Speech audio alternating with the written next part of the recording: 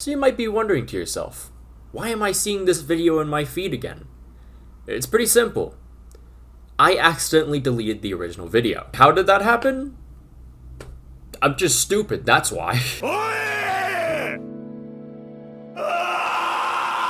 But to make it up to you guys that this is pretty much a re-uploaded video, I did add my thoughts and review of the North London Derby over the weekend, so there's at least a reason to watch this new re-uploaded version. But yeah, sorry about my stupidity, on with the video. So after about a 2-week break consisting of a mild addiction to geography quizzes and also caving into watching JoJo finally, I'm back. And what better way to start off the new year than with an Arsenal mid-season preview? Before we get into this review though, I just wanted to mention that I am looking for multiple editors. One for videos and one for YouTube shorts. I hate making YouTube shorts, so I'll just delegate that to someone else. If you're interested in working with this channel, just hit me up through this email. But without further ado, let's get into the review, shall we? I already mentioned this in the preview video, but here's just a quick overview of all our imports. So in the summer, we started off with buying the likes of 19-year-old right-winger Marquinhos for 3.5 million. It seems like he'll be taking the same path as Martinelli when it comes to development. We also got 28-year-old goalkeeper Matt Turner for 6.3 million. A solid backup, good reactions, and he's pretty good on the ball as well, which is something that Arteta wants. We also got 22-year-old attacking midfielder Fabio Vieira. He was pretty solid for Porto and will be a good addition to the Arsenal attack. And then came the big guns. 25-year-old Alexander Zinchenko for 35 million, which is an absolute bargain for a left back of his caliber. He can play practically anywhere, whether that's as a left back, his primary position, or even as a midfielder, which he usually plays when he's with the Ukrainian national team. Finally, there was our brand new striker, 25-year-old Gabriel Jesus for 52.2 million. 63 goals and 113 starts. More importantly though, with Pep's influence, Jesus is extremely flexible. You can play him as primarily a number 9 or even as a winger. And last season, he was excellent down the flanks, scoring 8 goals and 8 assists in 28 appearances. Also, quick apologies to Austin Trusty. I was wrong. Very wrong. Now, before we go into the main course of this whole video, there is something that needs to be addressed. Last summer, Thomas Partey was accused of by a woman. She posted a ton of screenshots as well, many showing how the alleged offender basically laughed off the claims. The woman also said Partey is a serial rapist who got lucky because the rape occurred outside the UK, and it was just 10 days before the legislation started allowing UK police forces jurisdiction over crimes committed outside the country. The official Barnet Metropolitan Police account posted a report that aligned with those claims, stating no further action was taken because the relevant legislation had not yet come into effect at the time of the alleged offense. The Guardian went a step further and even mentioned 2 other alleged offenses. The article also mentioned the player has been a regular in his club's side throughout this season. For legal purposes, this is all alleged. But to me, and this is just my view on the situation, take it with a grain of salt, it seems like yet another victim has been silenced despite having some pretty consistent details. And the fact that it might have happened more than once disgusts me. The club the alleged player is with confirmed in July that it would select him until further notice. Me personally though, it just feels genuinely uncomfortable just seeing this man consistently on the pitch playing for my club as well. So from this point on, there will no longer be any mention of this player. Any contribution by this player will be passed down to Reiss Nelson. Because who doesn't love Reiss? With an improved squad, the goal was to qualify for the Champions League for the first time since 2016. It would not be easy though. Man United now had Erik ten Hag, a proven manager. Tottenham made really good signings in Richarlison and also Ivan Perisic. Chelsea, being Chelsea, once again bought the entire market, but this time with Terry Smith 2.0. Liverpool also got some reinforcements to Owen, how could I forget? Man City has doomed us all. Our first match was against a team that had troubled us last year, Crystal Palace. However, we looked pretty in pink as Arsenal went on to win 2-0. League debuts of Zinchenko and Gabriel Jesus looked very exciting. And speaking of debuts, after being initially bought as an 18-year-old in 2019, who was then sent to Wee Wee Baguette land on loan multiple times, William Saliba made his debut 3 years later and was unbeatable in the back. Now, I know it was the first game, but we should at least mention some of the struggles that Arsenal had. After we scored the initial goal, we kind of let off the gas a little too much and allowed Palace to play, and they nearly punished us a few times. Next was our first home match of the season against Leicester City, and it was over before it even started. Jesus opened his account in brilliant fashion with 2 goals as we won 4-2. Followed by that result was a trip to the beaches of Bournemouth, where under the tune of a certain song from the late 50s, Arsenal baked a delectable cherry pie. Then came Fulham at home. Led by the brute of Serbian nationalism, JCCFC was able to collect 4 points in their first 3 games. They continued that form with Alexander Mitrovic pickpocketing Gabriel to shock the Emirates. Now, if this was between the years of 2016 to 2020, this game would have been over. I would have lived the rest of the day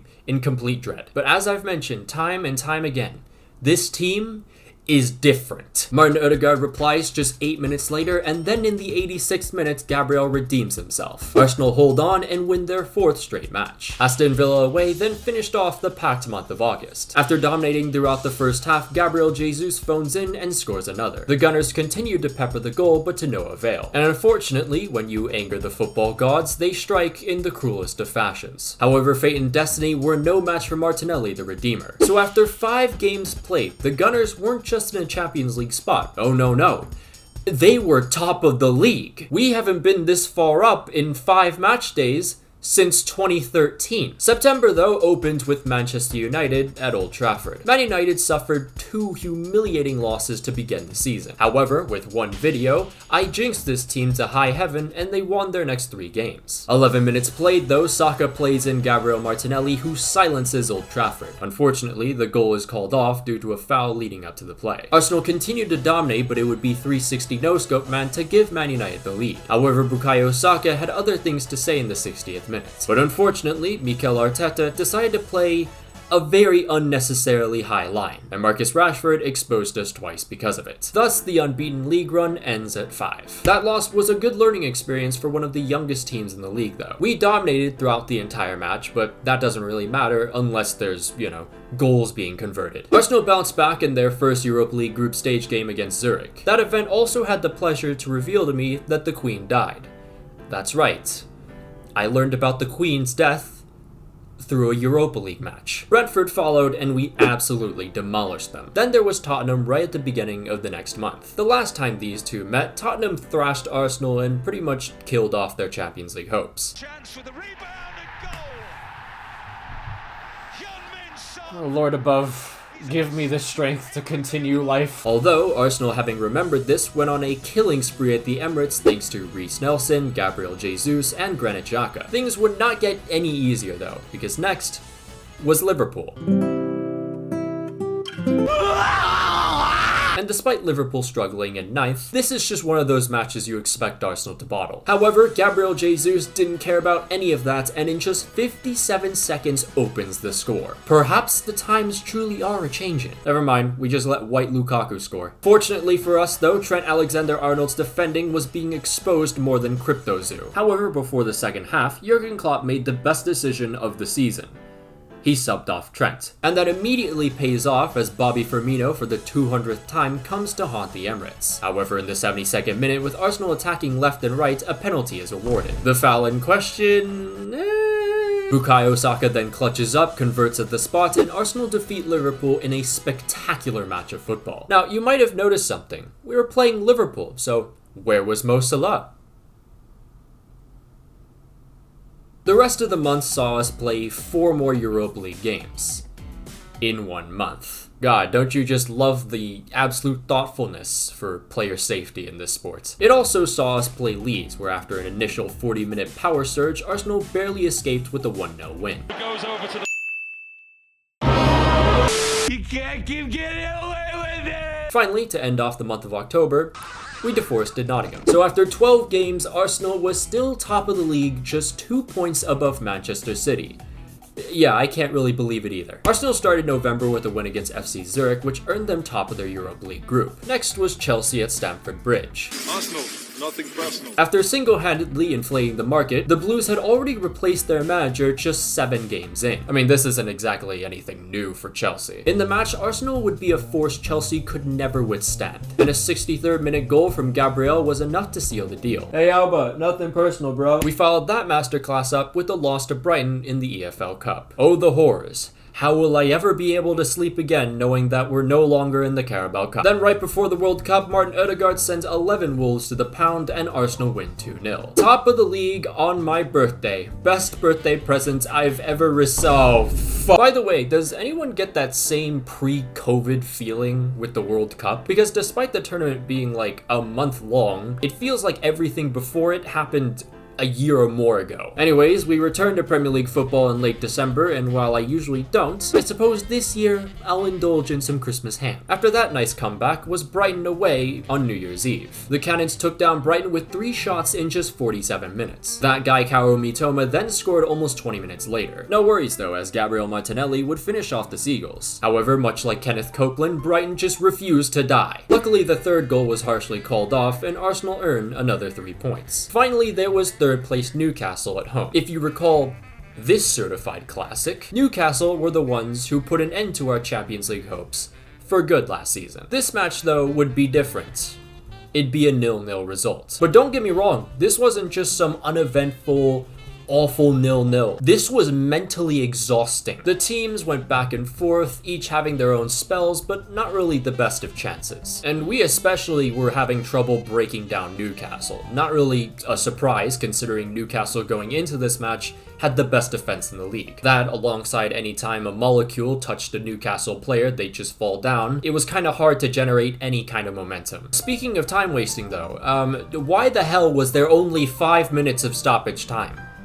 Were we watching the same game? My problems don't stop there though, because we should have had a penalty. There was an alleged handball, but I didn't really see too much from it. It looked like it was just someone's hand just happened to be there. However, here we see Gabriel with his shirt being basically torn off of him.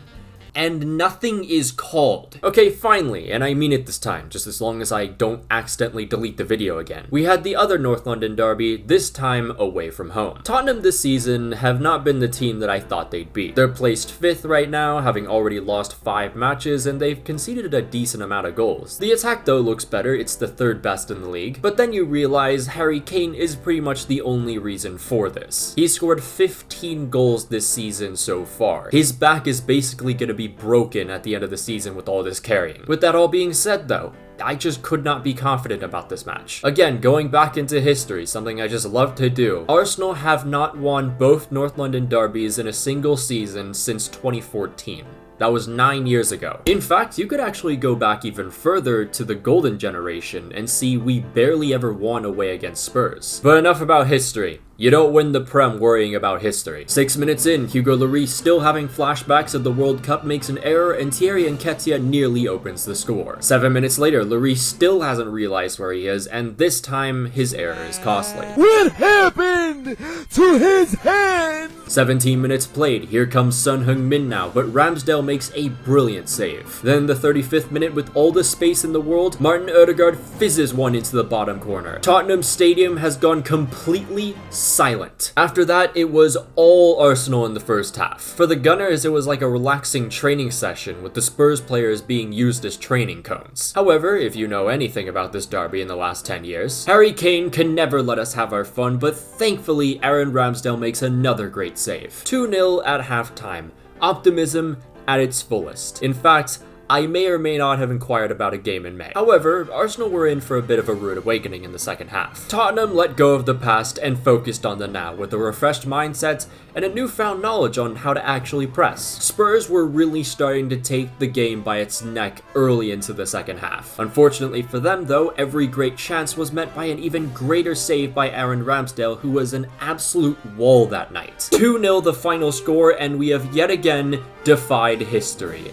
I must be dreaming. As of this recording, this is the Premier League table so far. After 18 matches, Arsenal defy all the odds and are top of the league, 8 points above Manchester City with a game in hand. I don't know why the football gods have all of a sudden ended my suffering, but I thank them profusely. That being said, I am still not going to say a word. Last year was a year where we saw an ungodly amount of jinxes from me. But I'm not just talking about that. If you recall 2013-14, Arsenal were top of the league on match day 24 in February. But then they choked.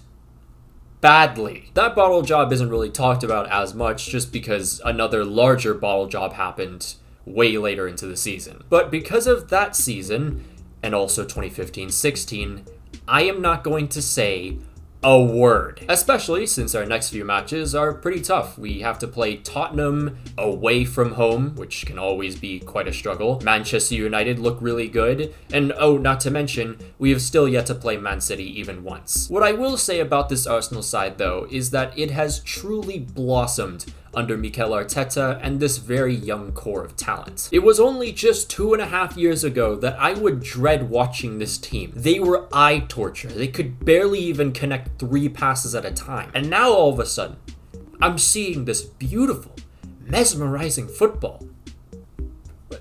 What did I do to deserve this? We've only conceded 14 goals. Aaron Ramsdale has been a solid keeper with a 74% save percentage. William Saliba and Gabriel have been fantastic together as a duo. Although their form has recently dipped a little bit, you've kind of seen that from the fact that we've conceded a decent amount of goals. But considering we just had a World Cup break, I mean, everyone's kind of suffering that. Ben White went from center back last season to right back, and he's shown quality. Same with Tomogotsu anytime he shows up on the pitch. Alexander Zinchenko has been everything I expected from the Ukrainian. He provides another passing outlet for the midfield with his incredible off-the-ball movement. Not to mention, he's been a solid defender as well. Kieran Tierney can also provide us some depth, something we didn't really have at the left-back position last year. Speaking of depth, even if one defender goes down, we're pretty versatile and can change the shape if need be and not be too worried, which is usually a main component to a league-winning team. Now we go on to the midfield, and we have to mention Granit Xhaka.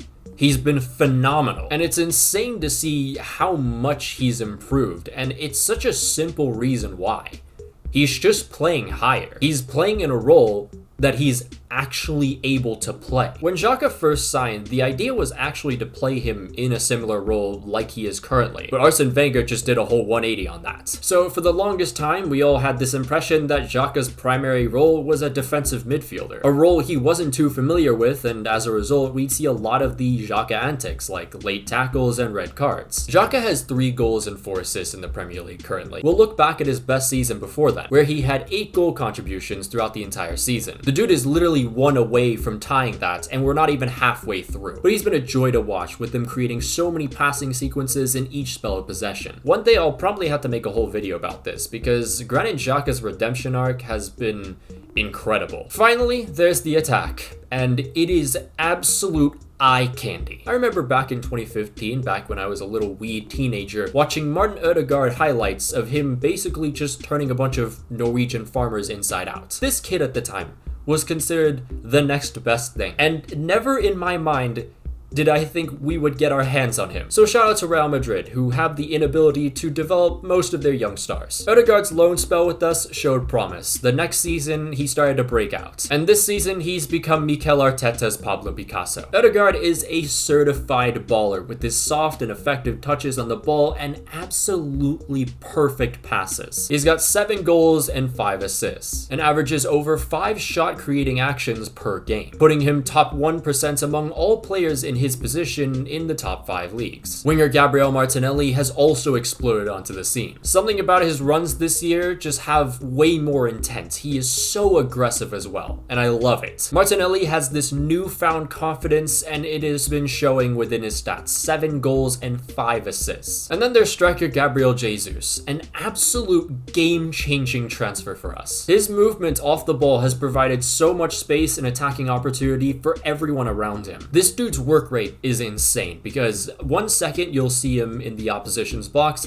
and the next you'll see him all the way at the center of the pitch. Occasionally you'll even see him make these incredible runs past defenders too. Although, while he has undoubtedly changed the playstyle with his fantastic fluidity, he still has a problem in front of goal. 5 goals, which, isn't too bad, but considering the fact that he's underperformed his XG by almost 3, yeah, it's not looking that great. If Jesus can come back from injury and improve upon his finishing, then Arsenal will truly be a force to be reckoned with. But also a shout out to Eddie Nketiah. I always jokingly call him Thierry Nketiah just because he wears the 14 shirt, but he's definitely stepped up for an injured Gabriel Jesus. He's always good at positioning himself and using his body, and if he can just get his finishing down a little more, I really think he has quite a future with us. Also, Emile Smith-Rowe is coming back from injury, which is lovely to see. He just recently came back against Oxford United in the FA Cup. But of course, the main man we must mention is the star boy himself, Bukayo Saka. 6 goals, 6 assists, and at just 21 years old, he has cemented himself as one of the best young talents, best players for England, really. And we can't forget about Mikel Arteta, because, I mean, he's the man behind all of this. Over the years, we have seen him evolve as a tactician. It's been incredible to watch. Also, another aspect of him that was put under the spotlight more in Arsenal All or Nothing was his ability to motivate players. It's because of Mikel that a core of bright young talent has meshed so well together. Mikel Arteta has not only created a brand new culture, he's also created an entirely new family. And that's truly why we've been as successful as we've been. So that is the Arsenal mid-season preview. You can stop asking now. Hopefully we can come back to this video and it doesn't age poorly. I'm just hoping. I still think Man City is gonna win, but we'll see. But of course, a massive shout out to all our patrons, including Janos Balas, Elfavi, Miliway009, Aldipu, Alex Rod, Ulta, Min Suarez, Aresan, Carlos Anaya, Daniel Ortiz, Francisco Hernandez, Ice Shadow Ninja, Juan Leras, Miguel Munoz, Nguyen Din Mintang, Return Fire, Rory Burns, Saul, subscribe to Tendetem, The Motor Drive, Tomicus, Vanilla Mexican 17, Victor, Chris Damasceno, David Dunn, Declan Malloy, Dominic Griffin, Emmett Shea, Lewis, Joe Paricio, Jordan Clavet, MX Weeb, Nish, Patrick Barley, and Unbroken Persona. If you'd like to join the Patreon, there'll be a link down below and up in the annotations. You can follow me on Twitter if you'd like, follow me on Instagram if you want, follow me on TikTok, trying to get to 20,000 there, and of course you can follow my semi-active Twitch. But until then, I'll see you guys.